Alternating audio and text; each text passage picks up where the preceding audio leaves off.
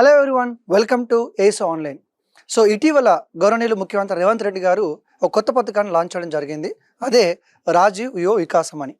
ఈ స్కీమ్ కింద తెలంగాణలో ఎవరైతే నిరుద్యోగులు ఉంటారో సో వాళ్ళకి ఒక 5 లక్షల మందికి సో ఏదన్నా బిజినెస్ చేసుకోవడానికి, చిన్న వ్యాపారం చేసుకోవడానికి, లైఫ్లో సెటిల్ అవ్వడానికి గవర్నమెంట్ అనేది సుమారు 4 లక్షల వరకు సపోర్ట్ ఇస్తుంది.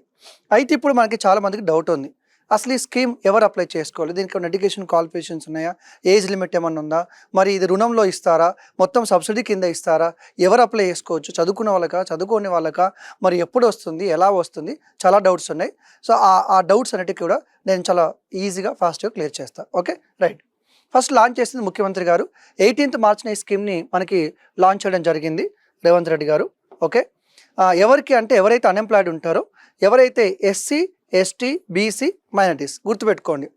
ఎస్సీ, ఎస్టీ, బీసీ, మైనారిటీస్ అంటే ఇప్పుడు ముస్లిం మైనారిటీస్, క్రిస్టియన్ మైనారిటీస్కి ఉంది, వాళ్ళకి ఇవ్వడం జరిగింది. ఎస్సీ, ఎస్టీ, బీసీకి ఇచ్చారు.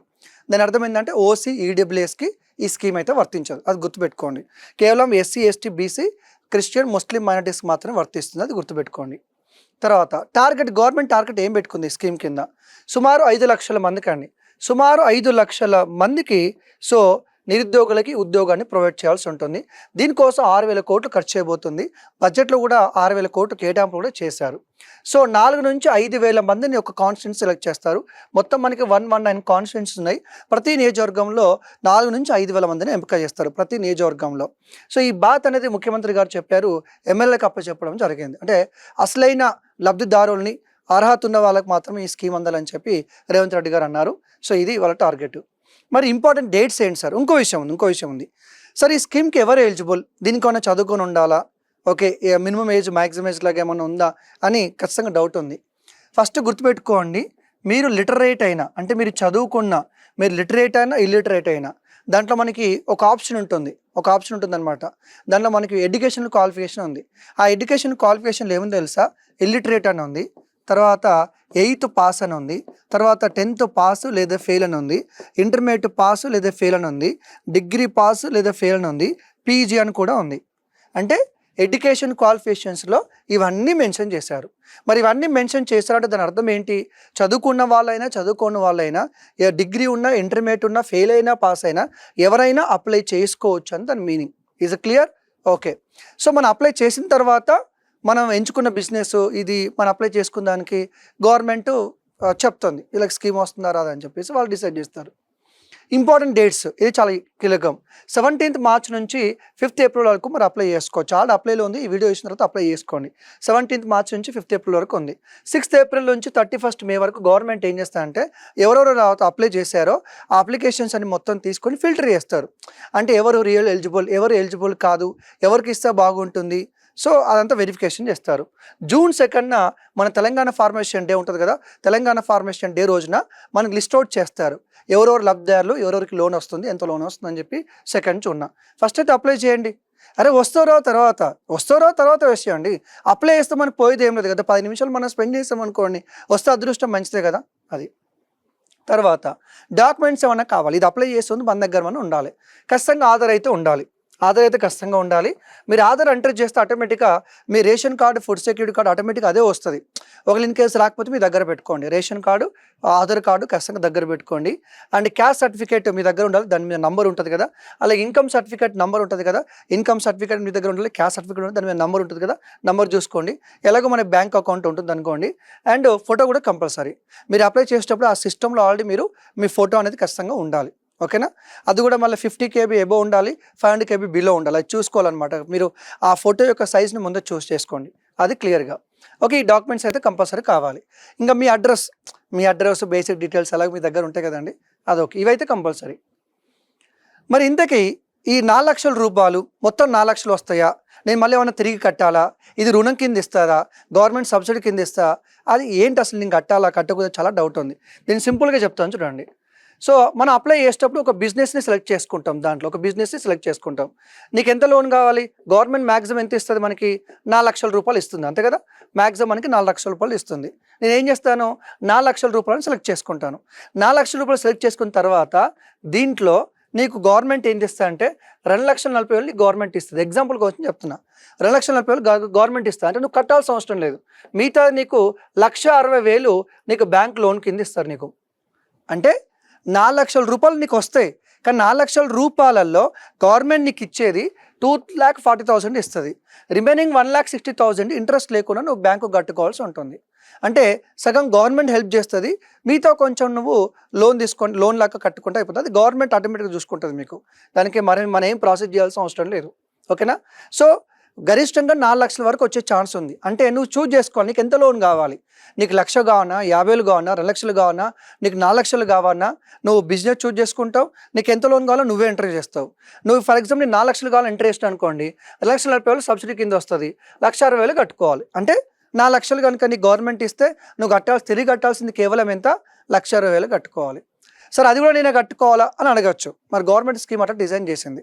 ఇప్పుడు కొంతమంది ఉంటారండి, అబ్బా నా దగ్గర 1,00,000 రూపాయలు ఉన్నాయి, ఇంకొక 2,00,000 3,00,000 ఉంటే మంచి నేను షాప్ పెట్టుకుంటాను. ఎంతమంది దగ్గర చెప్పండి?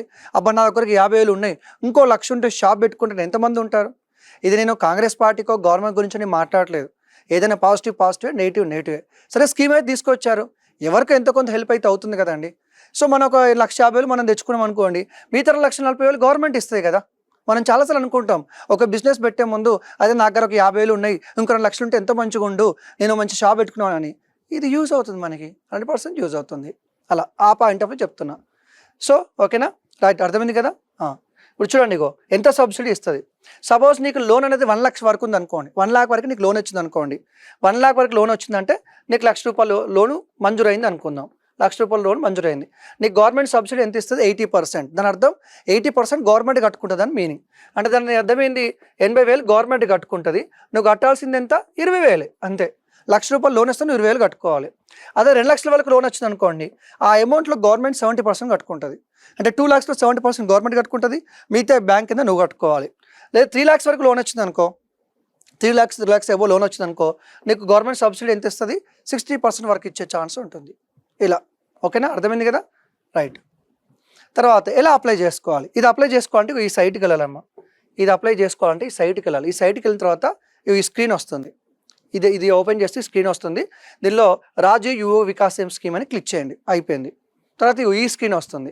ఈ స్క్రీన్లో మనకి క్లిక్ హియర్ అని బటన్ ఉంది కదా, జస్ట్ క్లిక్ చేసే, అంతే, టైం వేస్ట్ చేయకు, క్లిక్ చేసే. క్లిక్ చేసేటప్పుడు ఇది వస్తుంది. ఇప్పుడు మీరు ఏ క్యాస్టో ఆ క్యాస్ట్ లింక్ చూజ్ చేసుకోవాలి. సో ఎస్సీ అయితే ఎస్సీ అని, ఎస్టీ అయితే ఎస్టీ అని, బీసీ అయితే బీసీ అని, క్రిస్టియన్ అయితే క్రిస్టియన్ మైనారిటీ అని, ఇది మనం చూజ్ చేసుకోవాల్సి ఉంటుంది. మీరు ఏ క్యాస్టో ఆ క్యాస్ట్ మీద క్లిక్ చేయండి. ఇక క్లిక్ చేస్తే ఈ ఫస్ట్ స్లైడ్ వస్తుంది. ఫస్ట్ స్లైడ్లో మనం అడిగేది ఏంటంటే ఆధార్ ఉంది కదండి, ఆధార్ నంబర్ మీద ఏదైతే పేరు ఉందో ఆ పేరు ఎంటర్ చేయాలి. ఇక్కడ ఆధార్ నంబర్ ఎంటర్ చేయాల్సి ఉంటుంది. ఆధార్ నంబర్ ఎంటర్ చేయండి. ఆధార్ నెంబర్ ఎంటర్ చేస్తే మీ ఆధార్కి రేషన్ కార్డుకి ఎట్లా లింక్ ఉంటుంది కాబట్టి ఇక్కడ ఫుడ్ సెక్యూరిటీ నెంబర్ ఆటోమేటిక్గా వస్తుంది. బట్ మీ దగ్గర అయితే పెట్టుకోండి. దాని తర్వాత ఇక్కడ మనం ఇండివిజువల్ కాబట్టి ఇండివిజువల్ సెలెక్ట్ చేసుకోవాలి. ఏ సెక్టార్, ఇది చాలా ఇంపార్టెంట్. మీరు అప్లై చేసుకునే ముందు మీరు మైండ్లో ఏంటంటే అసలు మీరు ఏ బిజినెస్ పెట్టాలనుకుంటున్నారు, మీరు దేనికోసం లోన్ తీసుకోవాలనుకుంటున్నారు. ఒక బ్యూటీ పార్లర్ పెడతారా, ఒక వెల్డింగ్ షాప్ పెడతారా, ఒక కిరాణా షాప్ పెడతారా, లేకపోతే ఒక బార్బర్ షాప్ పెడతారా, కటింగ్ షాప్ పెడతారా, లేకపోతే చిన్న ఒక ఆటో ఆయిల్ సెంటర్ పెట్టుకుంటారా, ఒక కారు కొనుక్కుంటారా, ట్రాక్టర్ కొనుక్కుంటారా, లేకపోతే చిన్న అగ్రికల్చర్ సంబంధించిన ఒక డ్రిప్ ఇరిగేషన్ లాంటిది ఏమైనా కొనుక్కుంటారా మీరు.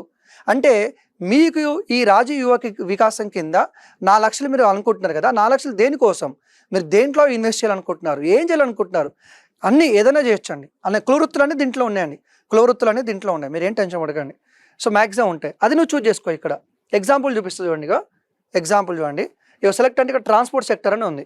ఇక్కడ నువ్వు ట్రాన్స్పోర్ట్ సెక్టర్ సెలెక్ట్ చేసుకున్నావు అనుకో, ఇక్కడ నీకు స్కీమ్ కింద నీకు మిగతా వస్తాయి. ఇక transport sector, minor irrigation, agriculture, agro based industries, animal husbandry, horticulture, ఇక ఇండస్ట్రియల్ సర్వీస్ బిజినెస్. ఇక దీంట్లోనే షాపులన్నీ వస్తాయండి.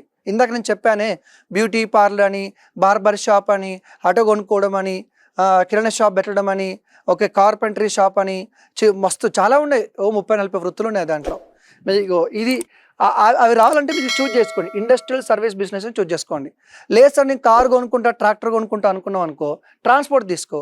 ఇక్కడ ట్రాన్స్పోర్ట్ తీసుకోగానే ఇక్కడ స్కీమ్ కింద నీకు కారు అని చెప్పి లిస్ట్ వస్తుంది.